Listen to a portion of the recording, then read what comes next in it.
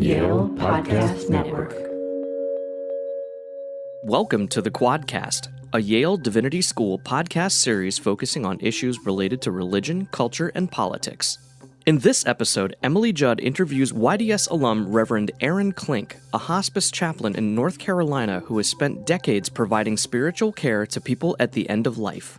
He discusses how spiritual care fills gaps left by modern medicine. Medicine's goal is the cure of the body. What medicine misses is that we're human beings in a web of relationships. Reverend Klink reflects on a near-death experience that shifted him from caregiver to patient and changed his understanding of suffering. That was one of the most powerful experiences of ministry I've ever felt.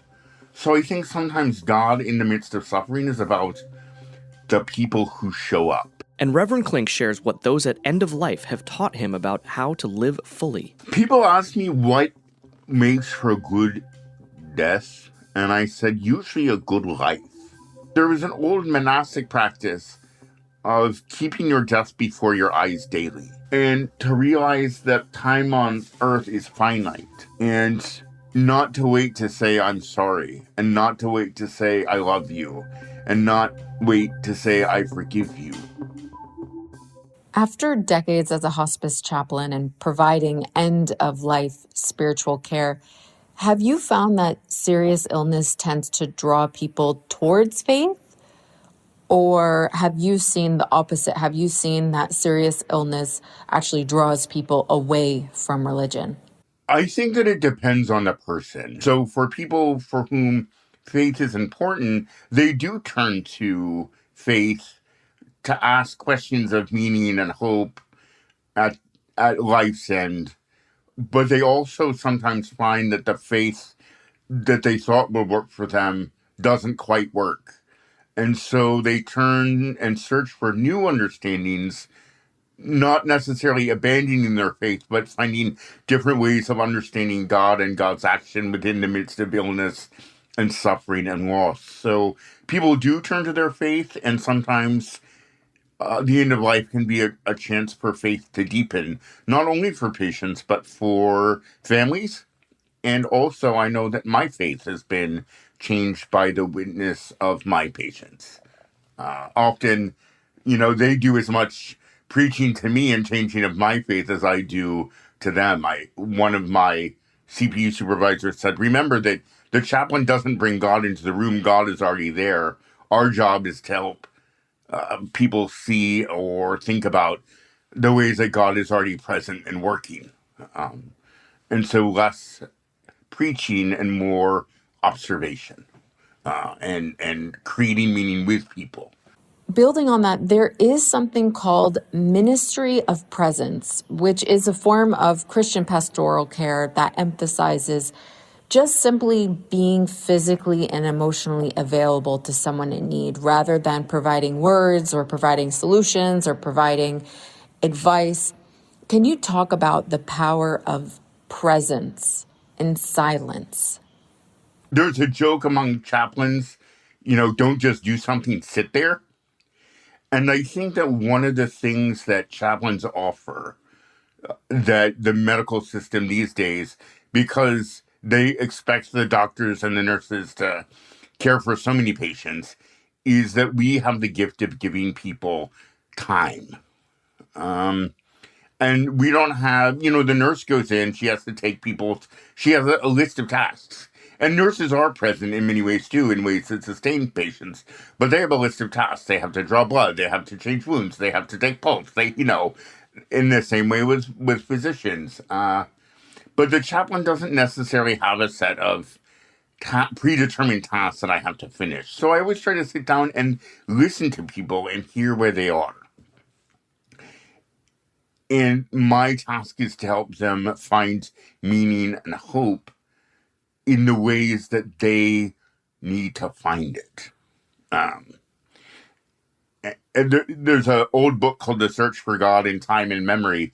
And a lot of what people do at the end of life is they look for ways or testify to people. Testimony is a Christian practice. They testify the ways that God has been active in their lives. Or they question where God was in their lives. when these things happened. So I think the ministry of presence is about the ministry of accompaniment without a real set agenda or a task list that has to be done. And that's important. And, there's critiques of chaplains that the ministry of presence is too vague to capture. But I think sometimes we become obsessed with evidence and outcomes and measurable outcomes. And there certainly is a movement in chaplaincy toward outcome-based chaplaincy and evidence-based chaplaincy. And there's some merit into thinking about what interventions are more helpful for patients. But if you really take chaplaincy seriously theologically, you really can't capture how God is going to move, and God and the work of the Holy Spirit, or the work of the Holy, however you want to define it, can't necessarily be reduced to metrics and numbers. Yeah, that's very interesting. And as you mentioned, the role of a nurse can be a lot about metrics and numbers compared to a chaplain who has a different purpose. And you wrote an amazing article for the YDS Journal Reflections. And in that article, you wrote, quote, "Modern medicine can sometimes struggle to see us as whole persons rather than a collection of symptoms or numbers." In your opinion, what parts of the human experience does spiritual care tend to notice more than medicine does? Medicine's goal is the cure of the body and the cure of things that go wrong in the body. And there's a lot to be said about the advances of modern medicine. And because there's so much knowledge about the body and about diseases, they break up the body into systems. But I think what medicine misses is that we're human beings in a web of relationships. And so people are deeply connected to a sense of home and place. And when you put somebody in the hospital, you remove them from the place and their relationships in that place. And when you take people out of their home and their geography, you lose that sense of connection. And I think hospice, especially because it treats people to where they, especially the people in homes, it helps them maintain that connection to place. And you can look at the pictures on the wall, and you can hear about the gatherings that happened around the dining room table while you sit there and talk with the patient. And so it's that sense of wholeness of a life in a place in relationship that I think modern medicine can miss, and often does, because it's just not set up to treat it. We touched a little bit about the questions that people might have at the end of their life. And after many years of accompanying people at the end of their lives, how has your understanding of the age-old question, where is God in suffering? How has your understanding of that question evolved? I've learned there isn't one answer, in that I can't presume to know what the answer to the question will be for each person. Some people, when they're really suffering, don't feel God's presence. And that's a reality to them and has to be respected. And some people really feel that even in the midst of great suffering, they have sort of a felt sense of God's presence, and they're so deeply, the scriptures have become so deeply a part of them. And for me, coming out of a specific, deeply Lutheran tradition, the scriptures about promises, and that's the promise that we've been given, that even in the Lutheran theology in which I was raised, even if you can't feel God's presence, you know that God has promised to be there. And so you try to believe that that's true, even when you don't feel it. I also think that sometimes God's presence comes in the form of the people who gather around us. And I, about 7 years ago, out of the middle of nowhere, got a serious blood clot and landed in the Duke emergency room. not knowing what had happened, having had a physical a couple months before and everything was normal. And suddenly I was in horrible pain and I had a blood clot and, I didn't know what was going on. It took them several hours to discover a blood clot. And so I called a good friend of mine who's a pastor and I said, I'm just scared. And I didn't know what to do. He said, I'm on my way over.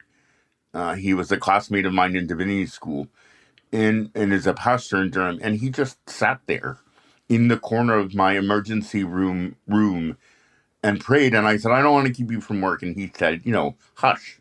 He said, I'm just staying until we know what's going on.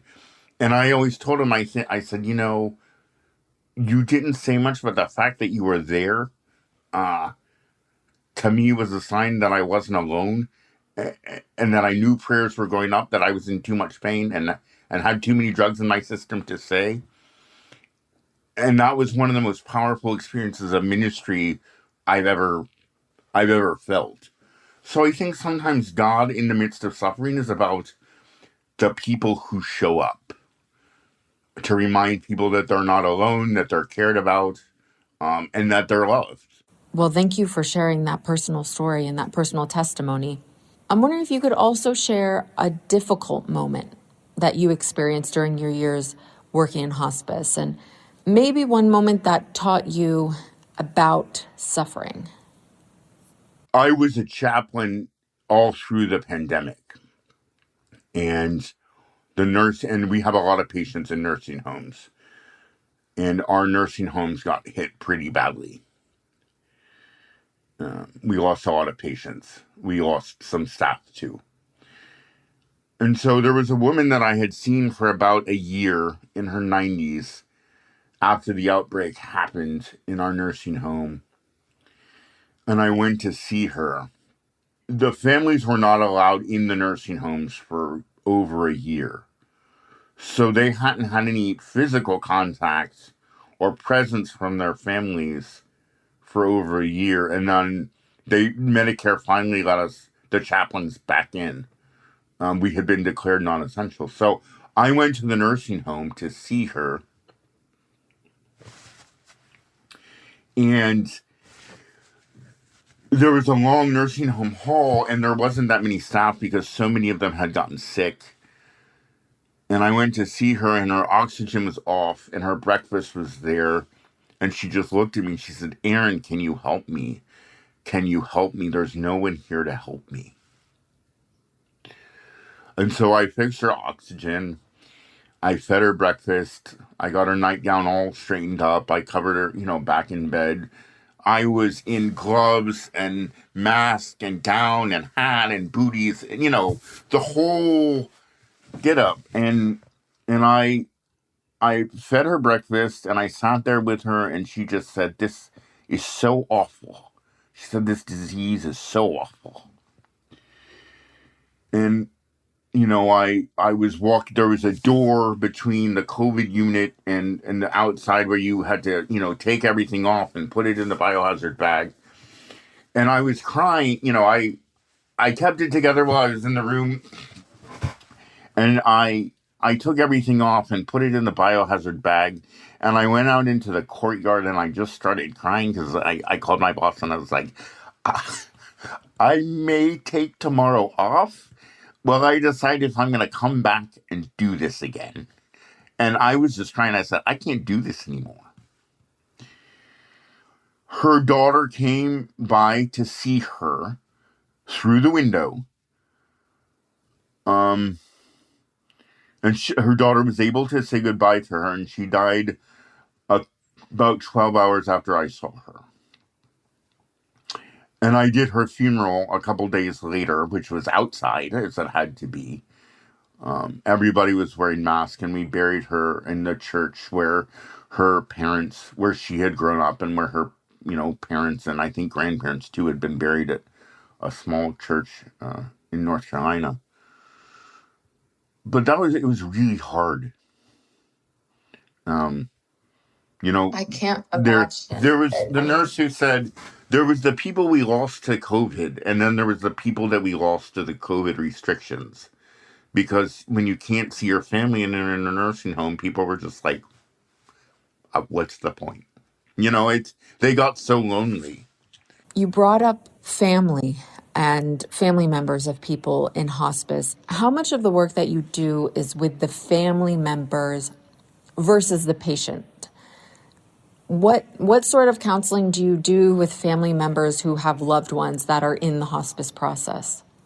I work with a lot of nursing home patients, so it's harder to connect with the families because often they're working. But I'm also the bereavement coordinator, and so I do memorial services. And I think it's just reassuring families that they're doing the best they can.